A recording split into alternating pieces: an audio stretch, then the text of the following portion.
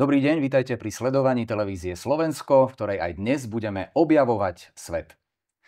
Dnes sa budeme rozprávať s cestovateľom, ktorý ten svet naozaj precestoval. Učarovala mu Latinská Amerika, španielčina a indiánske kmene. Mojím dnešným hosťom je cestovateľ, fotograf, dokumentarista Michal Hertlík. Ahoj, vitaj. Dobrý deň, ahoj. Michal, my sme sa už rozprávali v našom spriateľenom rádiu o tých tvojich cestách a dnes to musíme rozobrať viac dopodrobna, pretože toto je naozaj priestor na to, aby sme objavovali ten tvoj svet. Kedy si ty v sebe objavil tú vášeň pre cestovanie? No to už bolo úplne od malička, keď som mal asi 5 rokov, tak rodičia mi kúpili takú jednu vec, ktorá mi v podstate zmenila život, a to bol svietiaci globus. Takže ja už od malička som si pozeral na tom globuse pred spaním rôzne veci, a či už krajiny, hlavné mestá, rieky, oceány a všetko možné, ale nejak mi vždy oči spadli na kontinent, ktorý dneska navštevujem pravidelne, to je Latinská Amerika. Takže u mňa sa to zlomilo vlastne naozaj v takom ranom veku, v tých 5 rokoch, a potom som si o tom viacej študoval. A keď som mal 12 rokov, tak som začal študovať španielčinu na gymnáziu. Takže ja už som vedel, že v tých 12 rokoch, že moje kroky povedú vlastne týmto smerom do Latinskej Ameriky, a dneska je to už vlastne 12 rokov, čo cestujem pravidelne na tento krásny kontinent. Bolo to ako keby cielená príprava na to, čo tam všetko bude. Išiel si jednoducho za svojím cieľom. Bol si vždy taký cieľavedomý? Myslím, že hej. Ja vždycky, keď som si niečo zaujímenil, a to je jedno, že či to bolo cestovanie, jazyk alebo nejaká hociaká iná vec v živote, tak naozaj som si išiel za tým. A pre mňa slovo, že nedá sa alebo nie je možné, tak to neexistuje. Takže ja si naozaj idem za cieľom a samozrejme pomalými krôčikmi, mám nejaký cieľ pred sebou, ale postupne tam smerujem a vždy sa mi, myslím, že podarí ten cieľ dosiahnuť. Takže mám to tak skrátka nejak v DNA nastavené, že takto je. Prečo práve Južná Amerika alebo Latinská Amerika? Presnejšie povedané. Ja dodnes neviem povedať prečo. Keď som si pozeral ten globus a mapy a som si študoval o tom, tak stále som si pozeral, doteraz si pamätám na nejakú Venezuelu alebo Peru a tak tieto krajiny tam. A prišlo mi to úplne vzdialené od mojej rodnej handlovej, že skrátka je to nedosiahnuteľné tam cestovať. A potom, ako roky plynuli, tak som si uvedomil, že vlastne jedinú vec, ktorú mi treba na to, aby som tam vycestoval, je letenka.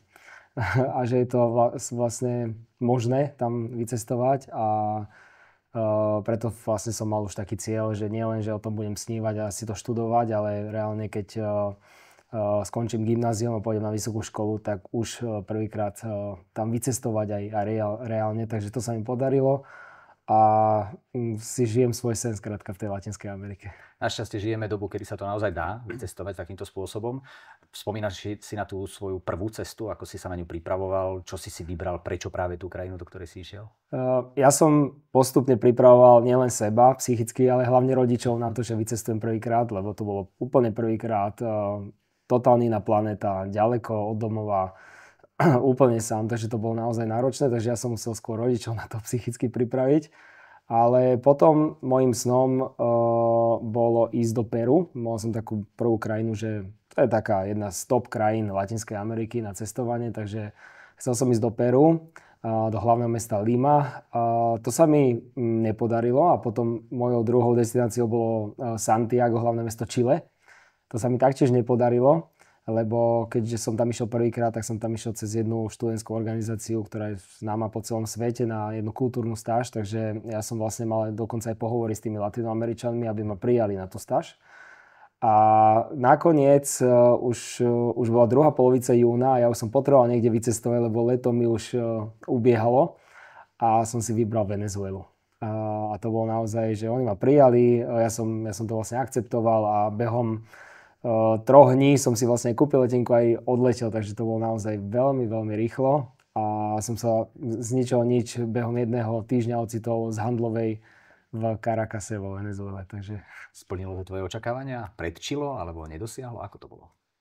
no, všetko to boli kultúrne šoky. Každý jeden deň, čo som tam zažíval, videl, jedol, ochutnával, alebo ten štýl myslenia, správania sa Latinoameričanov, to bolo úplne niečo iné, ako poznáme tu na Slovensku. Takže ja som si musel na každú jednu vec a naozaj, či je to správanie, alebo platenie, alebo doprava, alebo presúvanie, alebo to teplo, vlhkosť, úplne všetko som si musel zvyknúť na to a bolo to naozaj náročné.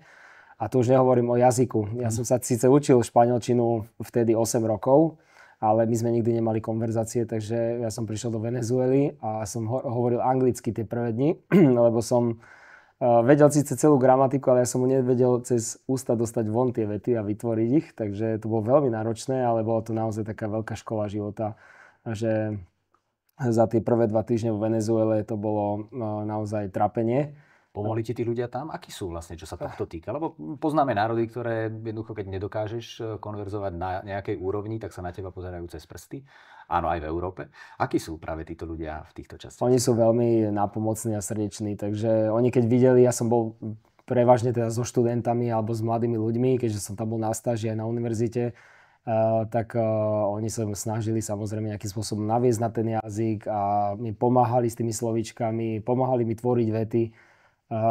No a postupne každé jedno ráno som sa budil s tým, že už musím hovoriť po španielsky a postupne sa to medzi 2. 3.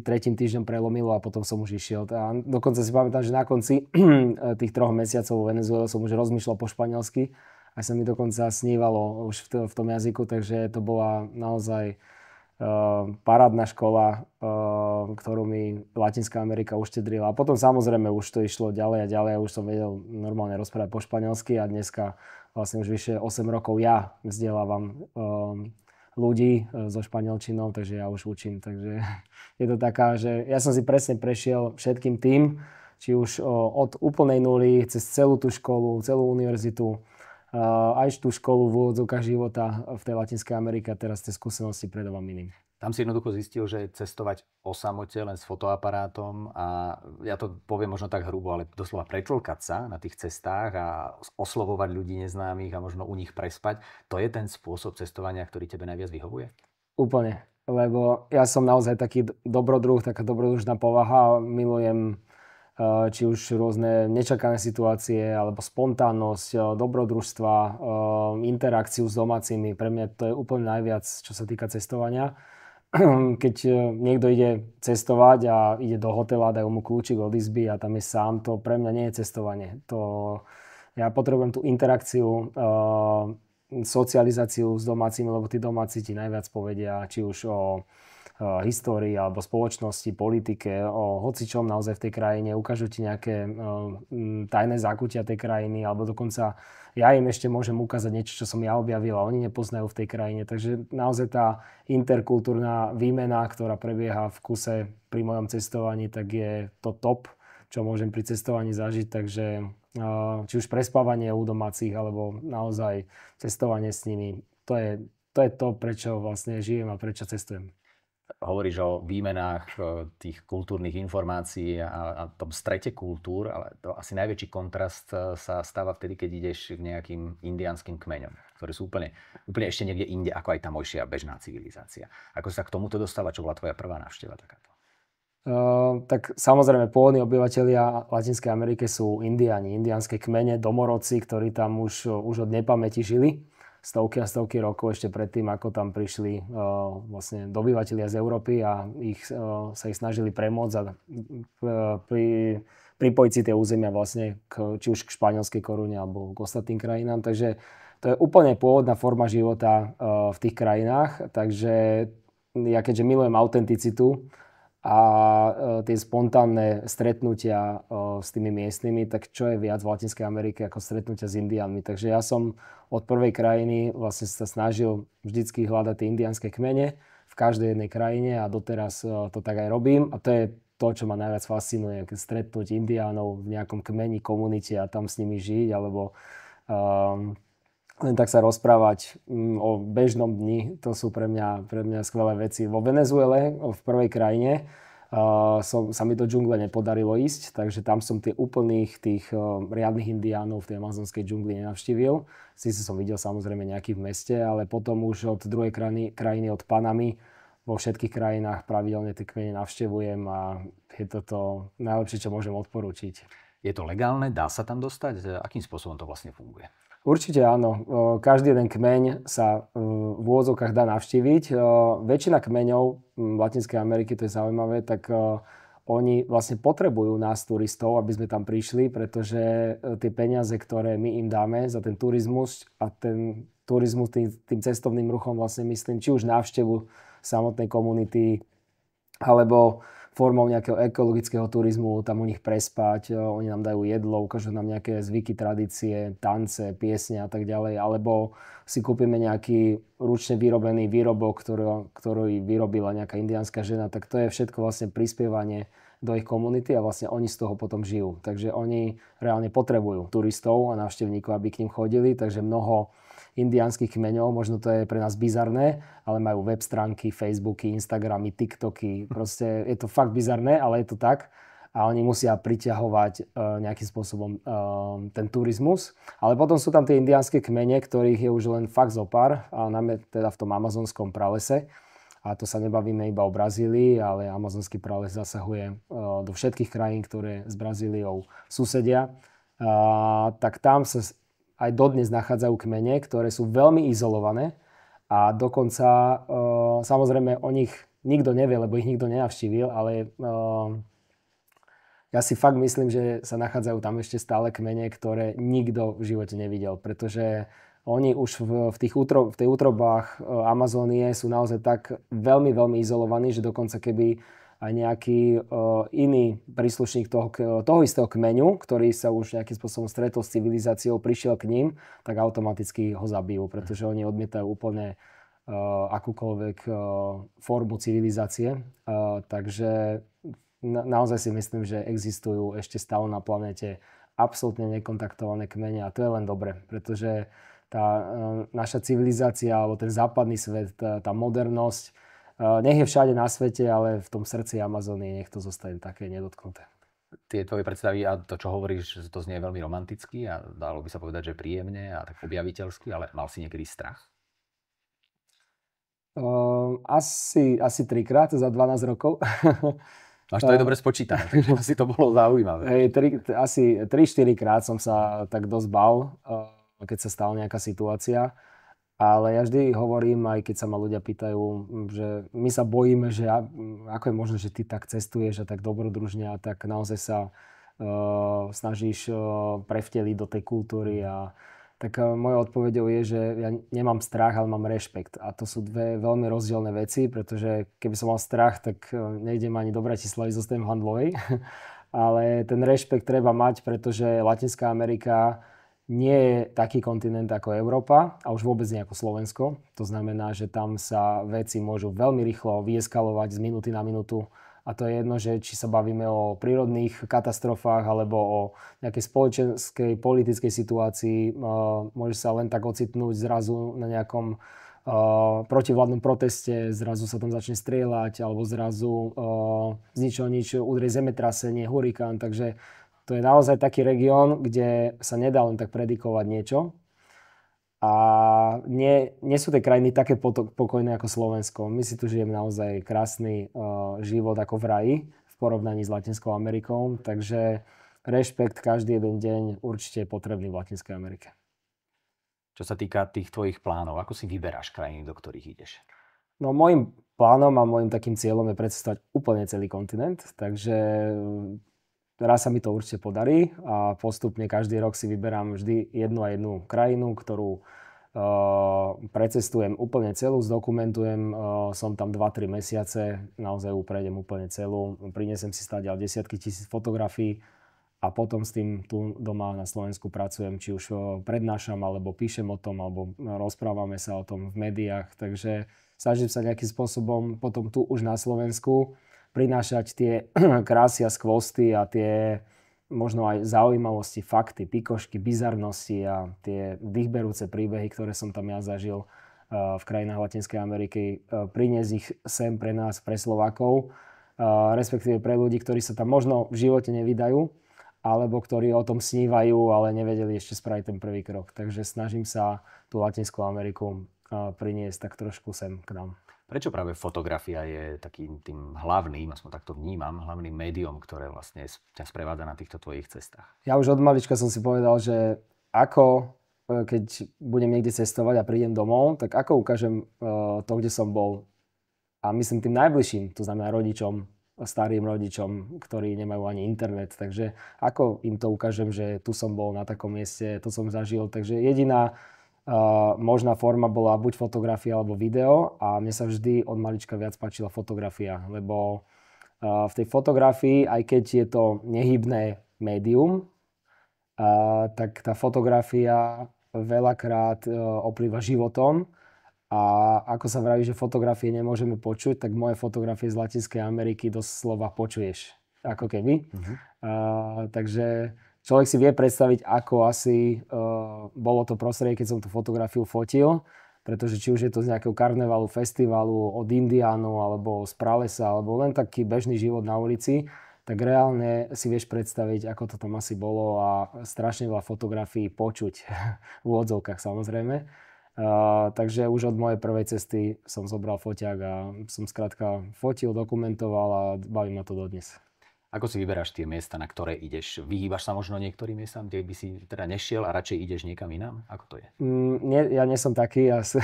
Keď niekto povie, že tam a tam nechoď, lebo tam buď nič nie je, alebo je to nebezpečné, tak keď som na ceste tam, tak sa veľmi na to teším. Takže ja som úplný opak bežného turistu. Snažím sa prejsť, ako som spomenul, úplne celú krajinu.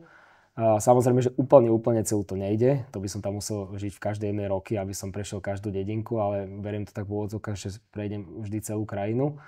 A tie krajiny si vyberám tak, že stále chodím do Latinskej Ameriky, to je jeden región, ale ešte aj tam, aby sa mi to trošku obmenialo, že nejdem vždycky rok po roku do susednej krajiny, ale tak nejak mením tie regióny. Takže naposledy som bol v Suriname, čo je vlastne ani technicky, ani nie je Latinská Amerika, ale to obyvateľstvo a životný štýl sa prikláňa ku Karibiku a karibskému spôsobu života.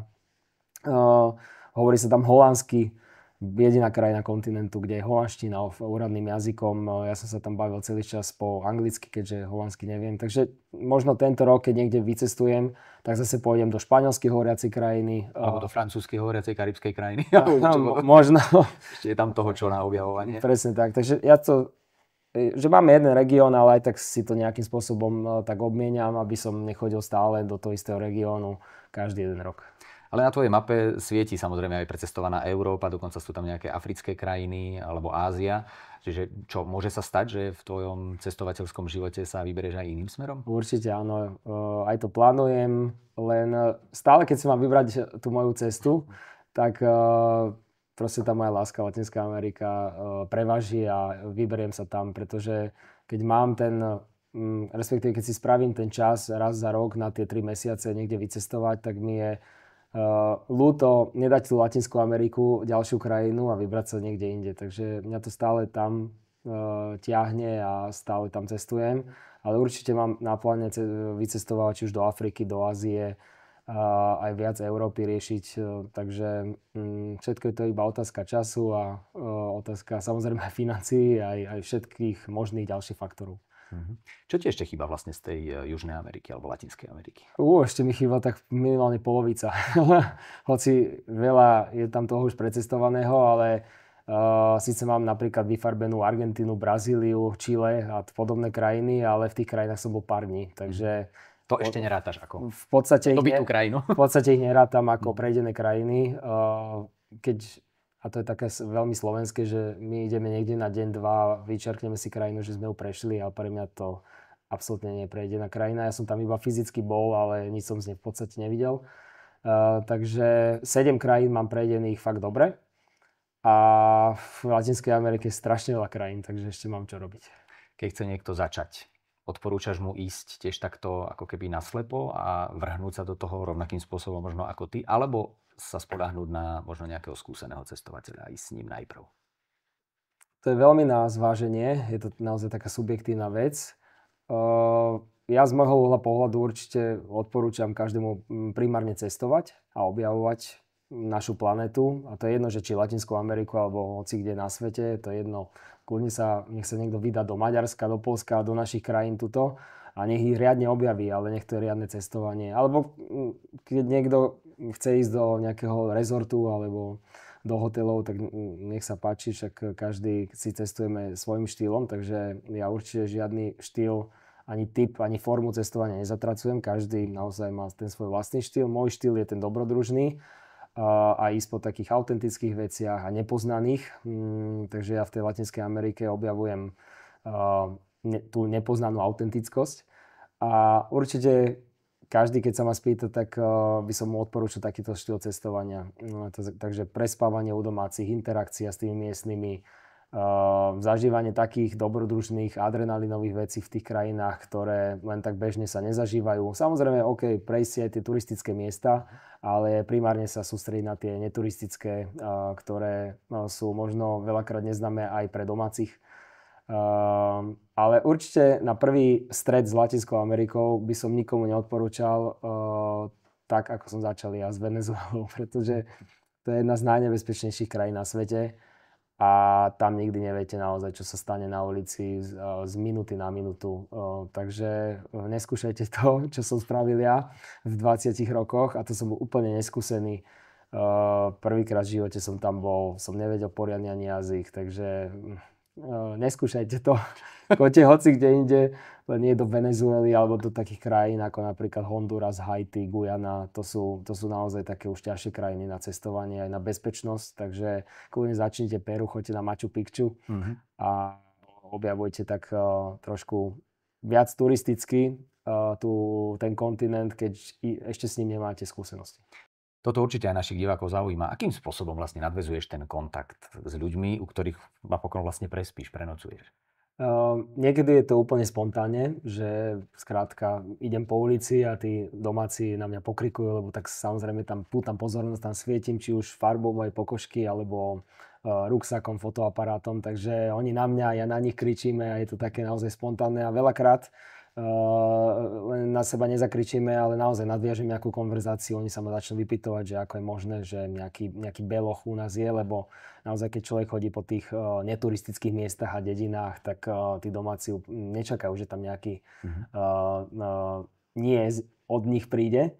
A veľakrát sa naozaj zaciklíme a dáme sa do nejakej družnej debaty a potom naozaj na konci dňa potom u nich bývam. Takže, a to je jedno, že či na ulici, na trhu alebo niekde, ale samozrejme je vždy dobré mať tie kontakty aj dopredu zohnané. To znamená, že ja keď už viem, že idem do nejakej krajiny na mesiac, 2, 3, tak tú prípravu niekoľko týždňov absolvujem tu doma na Slovensku, takže ja si získavam tie kontakty či už od mojich kamarátov, ktorých tam už mám, lebo každý jeden kontakt má ďalších 100 000 kontaktov, hoci koľko, takže to už potom tak nejakým spôsobom zháňam, alebo sú rôzne facebookové skupiny, alebo jedna svetoznáma stránka na prespávanie u domácich na svete, ktorú využívam, takže je to už potom naozaj o tom, že zohnať si aspoň minimálne nejakých pár kontaktov z rôznych miest v krajine, ale už potom, keď som v tej krajine, tak už naozaj je to takým spontánnym freestylom, že kde skončím daný deň. Niekedy fakt neviem, že kde skončím. A nestane sa, že nemáš kde prespať? Nestalo sa ešte. Stále sa nejakým spôsobom niečo nájde. Či už naozaj nejak spontánne proste sa niečo vyvrbí, alebo už mám niečo dohodnuté, tak je to proste taký spontánny život. Ešte v krátkosti, čo bola tvoja posledná cesta a čo tá najbližšia, čo ťa čaká? Moja posledná cesta bola pred rokom cez leto a bola to jediná holandsky hovoriaca krajina celého kontinentu, bývalá holandská Guyana, dnešný Surinam. To je niečo neuveriteľné, tá krajina. Myslím, že taká krajina na svete nemá dvojníka.